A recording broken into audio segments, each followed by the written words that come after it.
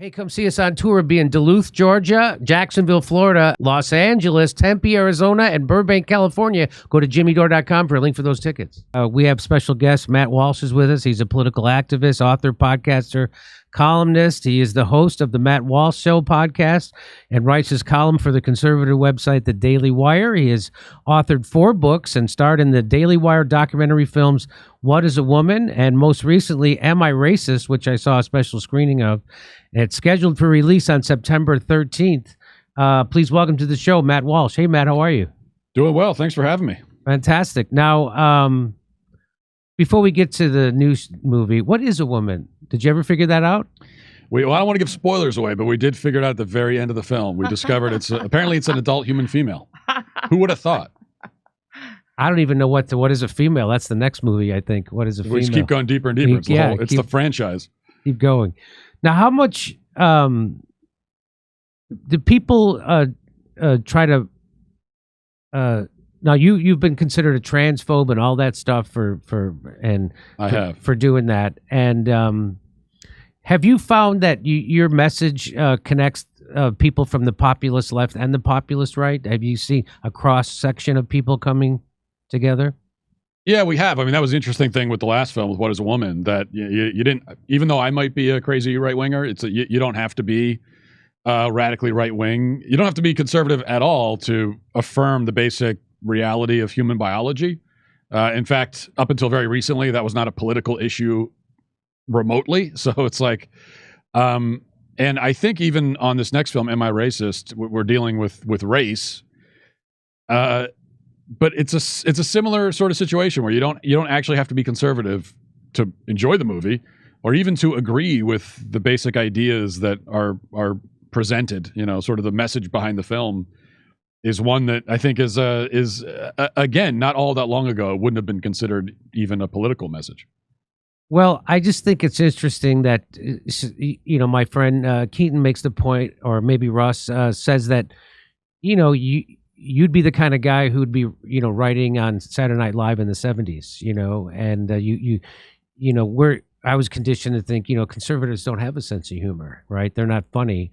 And watching that movie, it was really hilarious. And, the way you can straight face stuff is, it's you're really nailing that technique. And, it was a real, plus it was, to me, I describe it as, it was if you like Borat or those movies, but except this has a point and it actually sticks his chin out. It's not just silly funny. It's funny with a real point and a purpose, but it's not like smothering you with it either. Let me play the trailer and we'll talk more about it. Let's be clear what's happening in this country. It's Nazism. Republicans are Nazis. You cannot separate yourselves from the bad white people.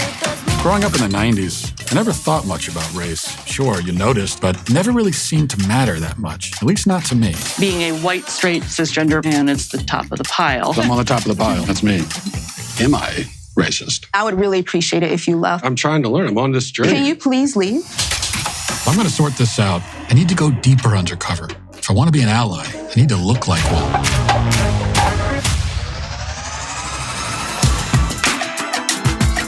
What is racism? Martin Luther King said not to judge people by the... Martin Luther King said a lot of stuff. Is America inherently racist? What the hell is that? The word inherent is challenging there. America is racist to its bones. All of the... So inherently. Yeah. The entire system has to burn. And I'm not going to even use save this country. This country is not worth saving.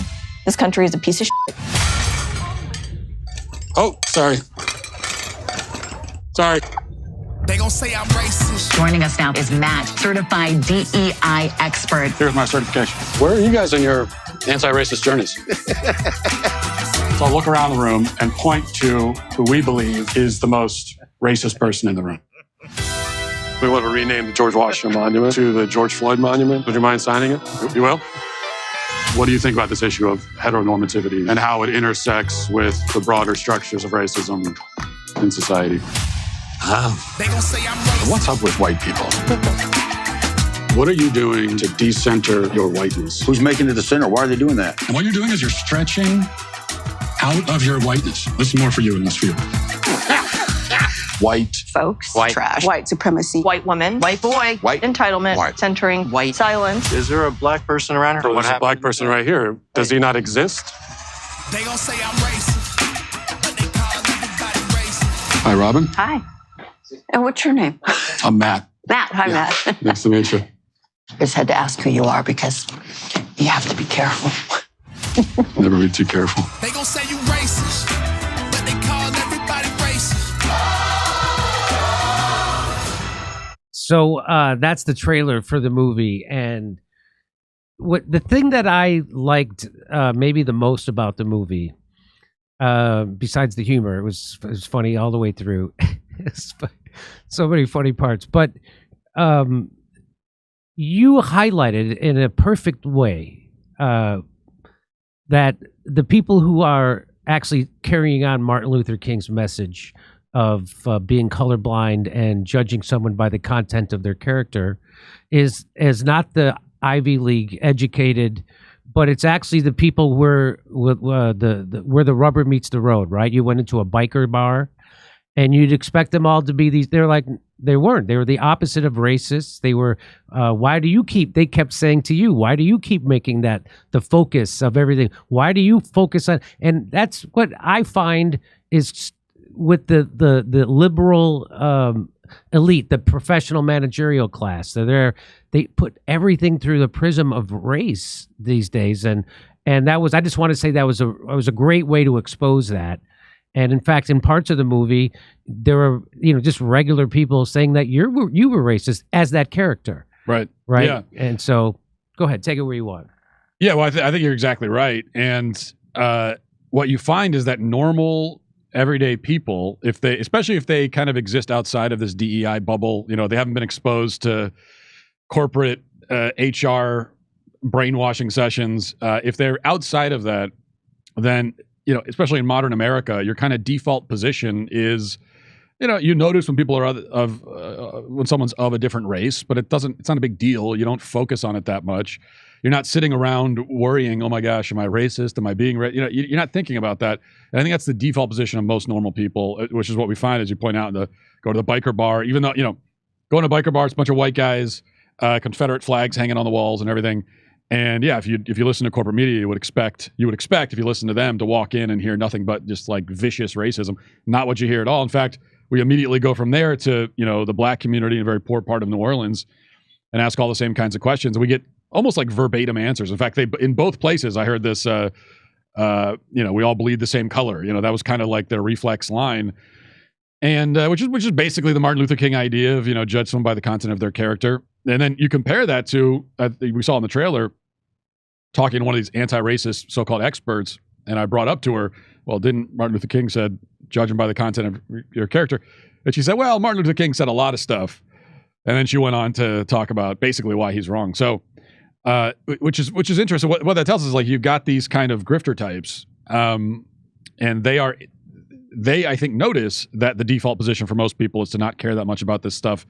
That worries them because if you don't care, then that's less money and power and influence for them.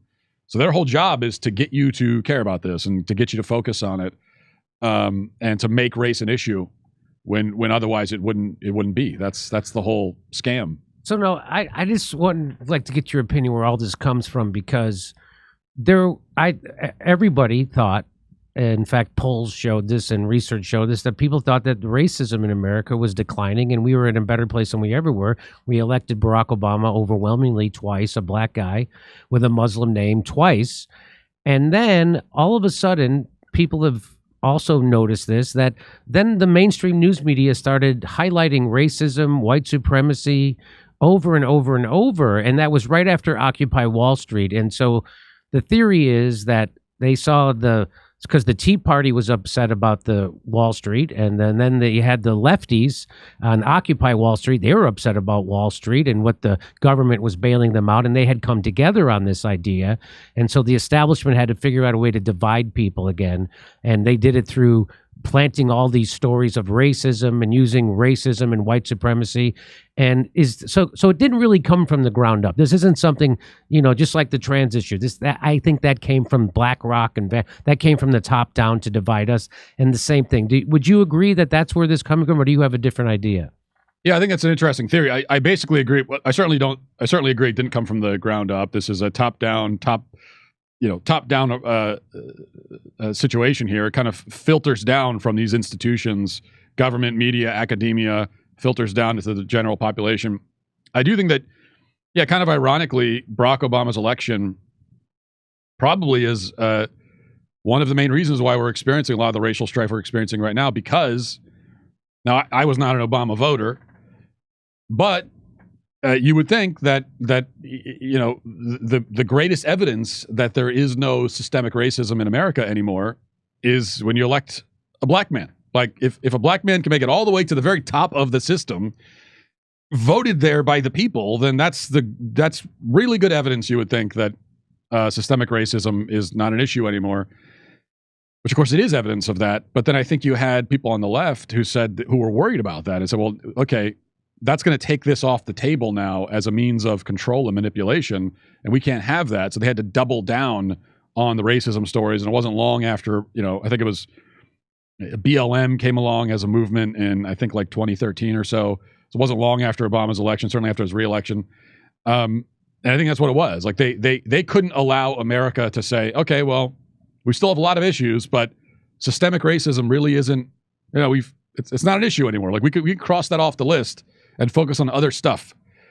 But I think a lot of these people didn't want that to happen. They couldn't allow it to happen. So they've had to go looking for racism, and they're looking for it in an increasingly desperate ways and finding it more and more in places where it obviously doesn't exist. I mean, I'm not naive. I know racist people, right? I mean, I've come from the South Side of Chicago, but I don't think it's anywhere near the problem that they want to make. Just like the rest of the country, I think that problem has been receding, and that people, it's not the problem they make it out to be. But there is, you really revealed this in the movie, that there is this this cottage industry of not even of everybody, you getting their DEI certified cars. So now I can go out and teach DEI. And I was surprised to see that. Like, I didn't realize what a money-making endeavor it is to hyper-focus on racism and people's race and inject it everywhere. Was that surprising to you to find that out, how much money there was in this? Yeah, a little bit. And one thing we do in the film, you'll see when you watch it, that we even put up on the screen the amount of money we paid these people to appear in the film. That was amazing. And in some cases, it's going to be a lot more than you would have expected. Way more. Yeah, and which is, it's an interesting thing that, and we don't hide from the fact that we paid them to be in it. Now they didn't, like, it's not scripted. They didn't. It's all real. But we said to them, we want to talk about race, and you would think that they care so deeply about this issue, they'd be happy to talk about it, and they wouldn't need to be paid for it, but they do need to be paid, which kind of shows that there is all that money in it. Why is there money in it? Well, I think it's like, in a way, it's similar to why there's a lot of money in medicine, in that people will pay a lot to be cured, and yeah. Now with medicine, hopefully it's like a real cure, a real treatment, although not always. But with the DEI grifters, they're selling a fake cure for a disease they basically invented. They tell people, well, you're racist, you're inherently racist, and here's what you could do to treat that illness. And they could charge, kind of the sky's the limit. They could charge any amount of money because they got people who are scared and like, well, I don't want to be racist, cure me. But then, of course, the sad irony is that after they give you the cure and you've already paid the money, then they tell you that, oh, by the way, you're still racist because you're still white, and you're never going to not be racist. I asked Robin DiAngelo this in the film, and she says that, in any given moment, you can be more racist or less racist as a white person, but you can never be not racist. That's not an option. Which, of course, I know for myself, I hear that, and I think, well, like, no, I can be not racist. Like, I'm not racist. I actually am not. Being racist means that you hate people of other races, or you think they're inferior. That's what racism is. And if you don't have those feelings in your heart about other races, then congratulations, you're not racist. You might still be a very flawed person. We all are, but you're not racist. Like, you don't have to worry about that anymore. But again, they can't allow you to say that, because then that makes them irrelevant, and they can't tolerate that, certainly. Let me show this next clip. This is I'm so interested. So you went to what do they call this that you went to? This is a session. It's kind of a support group for white people who are struggling with their white grief. And I think what they're grieving is their whiteness and the fact that they have privilege, and kind of just grieving because you're white, you're a bad person, and that's what they're grieving. So they all sit around in a circle, very like AA style. And there's this woman who's there to talk them through it. And I was able to attend one of these sessions and did my best to take part and, go on the journey with these people. It is a lot of white guilt, especially the scene right before this. The white guy says, I'm an asshole. He calls himself an asshole. And it makes me laugh. It made me laugh so hard. But how did you get, I was wondering as I was watching the film, how did you get your cameras in there? How did they allow you to come film? They all, that's one question people have. It's like, well, was this secret, was this hidden camera? It's not hidden camera. They all know that there's cameras in the room. They all signed waivers agreeing to be filmed. And, that's it. Now, why are they happy that this is what the film ended up being? Probably not. And why would they still appear? Like, why didn't they ask more questions? Why weren't they more skeptical? I don't know. Part of it is at least for the people that we paid, like, we gave them the money and they had the dollar signs in their eyes, and maybe they threw caution to the wind, and they're probably regretting it now, but it is what it is. Okay, so let's play this and we'll talk about it. White participants in the group feel that there's something in themselves that they have to overcome, when all that's being requested of you is that you be. Hello. Hi. How are you? Sorry about that. Oh, no problem. You good? Yeah. Yeah. Remind me of your name again. Steven. Steven? Yeah? Okay. Did you want to come up? Come up? Yeah. Do you want to come up and share anything? Sure. What do you want me to share? Whatever's on your mind. I just want to know that, like, my physical safety and yours and everybody else's here is okay. Why would your physical safety not be okay? Did I miss something? I don't feel comfortable. What? Can you guys catch me up to speed on what's going on here? You don't need to be caught up. We're going to be silent. Is it because I said I had 17 black friends? It might have been 15. It depends on how you count them. I would really appreciate it if you left, so that the people who actually want to be here and deserve to be here can get what they need. I do want to be Can here. you please leave? I would like it if you left. I'm trying to learn. I'm on this journey. Come with me. Well, thank you. I didn't consent to be touched. I'm not offering to touch you. I'm offering to walk you out. Will you walk with me and I'll answer your questions? Okay. I'll admit it. My name's not Steven. Maybe you already knew that. My name is Matt Walsh. We know.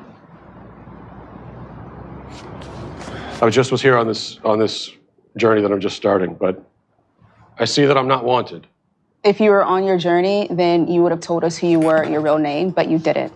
Are you saying Please I needed leave. a better disguise? Is that what you... I don't know, maybe. But you can figure that out as you walk out the door. Maybe. Yeah, maybe. Thank you so much. I really had a transformative experience myself. And my pronouns are he, him.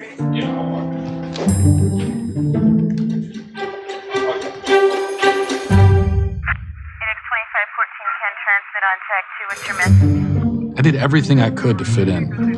I opened up. I was raw and emotional. I told them about my black friends. It was no use. They rejected me, and they called the police. My mere presence in the room caused them pain. I'll never be accepted if I look like this. If they know that I'm Matt Walsh, I'll always be an outsider. I need to go deeper undercover, a whole new identity. If I want to be an ally, I need to look like one. Like someone who is progressive, tolerant, enlightened. Let me think. Have I ever met anyone like that? Ah, yes. Yes, I have. What is a woman?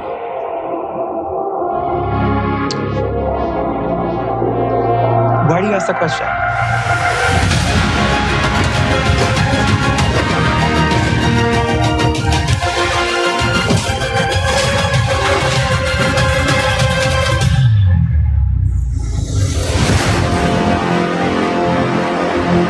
Am I racist? Rated PG-13. White. So I can't get over the guilt all those people have in that meeting. It was really, it's comical. Yeah, it is. I mean, especially watching it back in the room, it doesn't feel as comical. It feels quite sad, actually, because that was and what you see in the clip there is the end of what it ended up being the end of the workshop. Yeah. But there's a whole scene before that where I'm there and I'm interacting, and in real time, it was actually like an hour and a half that we were there. And yeah, I mean, you go around the circle and all these people are telling their stories of revealing just this guilt and grief that they carry around with them all the time, which, yeah, I think mockery of these ideas is appropriate. Obviously, that's what we're doing here. And it's an effective tool, I think. But it is also just sad that because what I want, if we weren't making a movie, what I would want to turn to those people and say is like, guys, you're okay. You don't need to be here doing this. You're fine. You're not, none of you are racist in this room. You wouldn't be like you're all fine. You're okay. Just go live your life and don't worry about this anymore. And if I had said that to them, it would have been like the end of the movie way too quick. But yeah, but that's that's the truth. Well, there was I don't know if it was at the dinner party or maybe it was in this meeting. There was a white woman. She said she was married to a black man, and she said he talked too loud sometimes, and so when she's asked him to not talk so loud, felt like she was being racist. Yeah, I think that was Race to Dinner, and that was it. And that was another one where they go around the table, and we have some of this in the film. You can't. Most of it obviously doesn't make it in because it's a 90-minute film. But another thing where they go around the table and they ask people, in this case, it's all women at the Race to Dinner, give us examples of racism in your own life, and they all are ready. They're on the ball with examples of being racist. And I'm listening to it, and I'm like, none of these, none of that is racism. Again, you guys are all fine. Well, you're not fine. You obviously have issues. Otherwise, you wouldn't be here. But your issue is not that you're racist. But it's just for some people, this kind of emotional and psychological manipulation is very, very potent.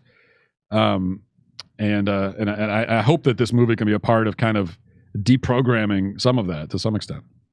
Did you ever see that interview that Morgan Freeman did with Mike Wallace? Yeah.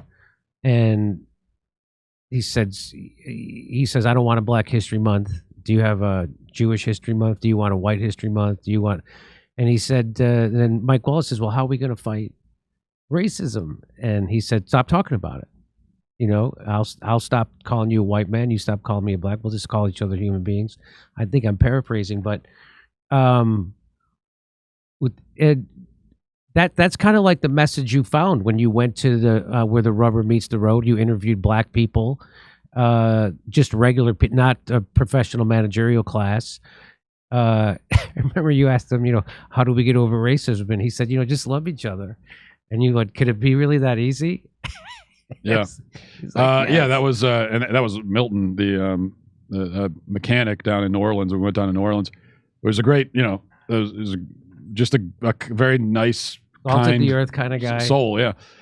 And it was interesting talking to him. Again, it's, this is probably a 30-minute conversation. Only a little bit can make it in the film. But he's just so outside of most of the stuff I'm throwing at him about DEI and systemic racism and all. It's not a part of his world at all. He's not thinking about any of that ever. Which is a success story, because this is all, as we discover in the film, he's an immigrant. He moved here. So we should consider it a success story. He came here. He's got a job. He's a contributing member of the community. He doesn't feel like he experiences racism. He's not focused on it. He's just living his life. We should be able to call that like an American success story. And it is, except that these grifter types, they look at that and they see it as a problem to fix. Like they want to take that guy, they want to take Milton and say, no, hold on. You stop being so happy and well-adjusted. You should have problems. I'll tell you what they are. And that's what they want to do. So what do you say about the people who bring up,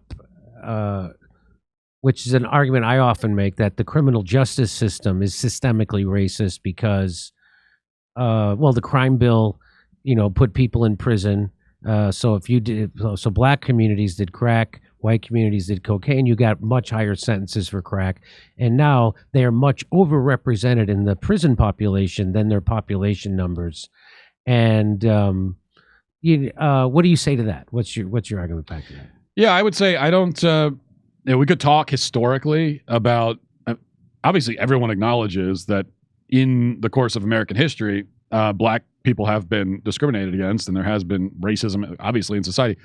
You can go all the way back to slavery existed as an institution in this country. We all know it existed as an institution across the whole world too, by the way, but it did happen in this country.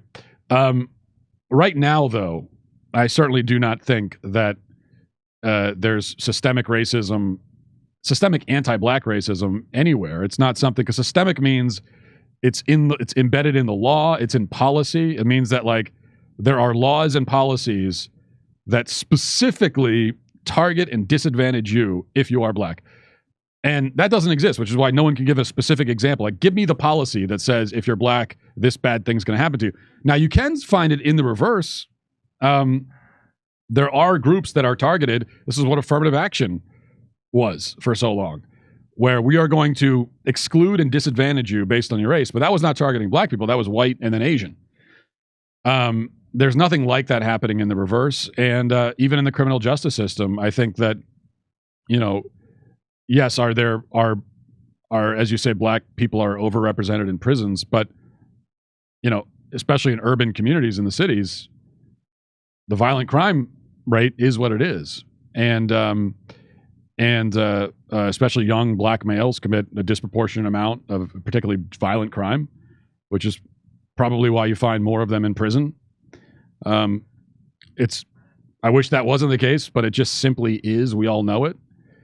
And then we kind of look at the prison, at the incarceration rate, and we're told that we're supposed to see, well, this is totally out of balance. Well, it's only out of balance if all of the races are committing these crimes at an equal clip. So you have to prove that first, and then you'd have a case that the incarceration rate is the result of systemic racism. But what we see from all of the available crime statistics is that that's not the case. That's that all the races don't commit crimes at equal rates, and so you'd expect to find that reflected in the incarceration rates too. So yeah, just I would push back on that a little about, so after they passed the Civil Rights Act and everybody was supposed to be equal, then Nixon started his war on drugs, which targeted over-policed black neighborhoods. The CIA's bringing crack into their and so they would break up families that way. They'd over-incarcerate. They would take the black male out of the house, put him in prison because of these drug. So I think if we got rid of the drug war was, I think, really much more injurious to the, black and brown community. And that'd be my one point that I would push back on that. If we could that was intentional. And then there's there's the for-profit prison system. And then you have someone like Kamala Harris, who's black, who kept people in prison so they could be used for their slave labor and stuff like that. So even when a black person's in charge of it, go ahead. Yeah, well, one thing I'd say to that, though, is that I think, like, one of the major problems now in communities of all races, but in the black community in particular, is it's more of like an undercarceration problem, where you've got violent criminals. You have these woke DAs who are letting violent criminals out, or not arresting them, letting them out, arresting them again, letting them out, get second, third, fourth, fifth, sixth strike. And what does that end up happening? It's like, well, those violent criminals end up, they don't, they usually stay in those communities and target the innocent members of those communities. And so, like, to me, that's if we want to talk about the criminal justice system, that's our major problem right now, is that you have violent, dangerous people who are being allowed to terrorize communities basically at will. And then the woke DAs, essentially, I guess their strategy is, well, we're going to let you keep committing crimes until you do something so heinous that even we have no choice but to put you in prison for at least a little bit of time.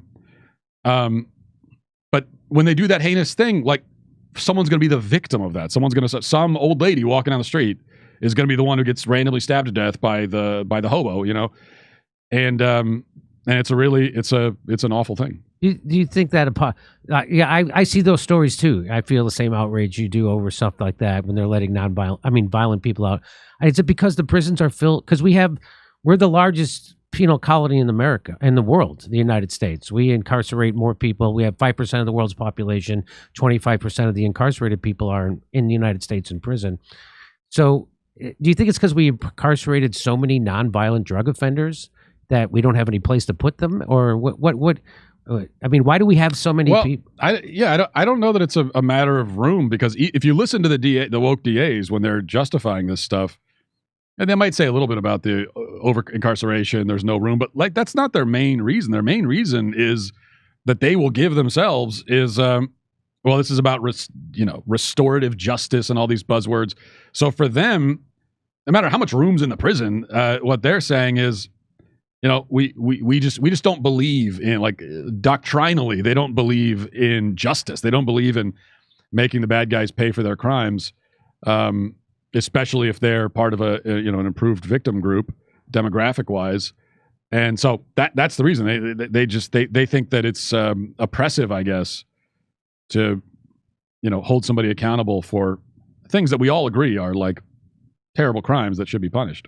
So now you're a self-described conservative, and I consider myself a liberal, but not modern day liberal. That they're not. They've turned their. So I'm for freedom of speech. I'm against censorship. I'm for bodily autonomy. Right. I've always been anti-war. I'm for ending the wars, investing that money back here. I'm for getting cleaning up the corruption inside our regulatory corporate capture of our all that stuff that Bobby Kennedy was saying at that Trump rally, right? And he got a stadium full of Republican voters to cheer for all that stuff that I go one step further. I'm also for Medicare for all, right? Now, how many of those things would you and I disagree on? I think on the basic principles you just outlined, I think we would line up pretty well. I mean, we don't, we talk about bodily autonomy, for example. It depends on, is that going into abortion? I don't believe in abortion. But if you mean like forced medical procedures, right? We shouldn't force people to take vaccines. Like, I'm with you on that. Free speech, totally with you on that. And so I think there's a lot of alignment, and I do think between someone like you and me, there's probably almost certainly a lot more alignment between us than there would be if instead of me sitting here, it was Syra Rao, like one of the people from our film. If one of them was sitting here, I think you'd probably have less in common with them. And on free speech in particular, it's like, for me, people act like it's a complicated issue. I don't think it's all that complicated. I'm a simple man. Maybe I tend to simplify things, but I kind of think you have the right to share your opinion, period. And if it's an awful opinion, we can tell you that, which is not the same thing. Do you have the right to say literally anything you want all the time? No, of course not. You don't have the right to threaten to kill someone. You don't have the right to, defame someone and that sort of thing. But that's not an opinion. If you're expressing your opinion, your point of view, people should be free to do that and let it all out in the open. And we could, if someone has a repugnant opinion about something, we can expose that. So to me, it's like, it should be pretty simple. Okay. All right. Well, you got to go. I appreciate you coming in. I love the movie. I thought it was, I thought you were sticking your chin out and doing it in a comedic way that often, I'm a comedian, and so comedy often can help illuminate an issue better than anything. And I think it really does in this movie. So thanks for coming in. Nice to meet you, buddy. Thank you. I appreciate it. Okay. Hey, come see us on tour. We'll be in Duluth, Georgia, Jacksonville, Florida, Los Angeles, Tempe, Arizona, and Burbank, California. Go to jimmydore.com for a link for those tickets.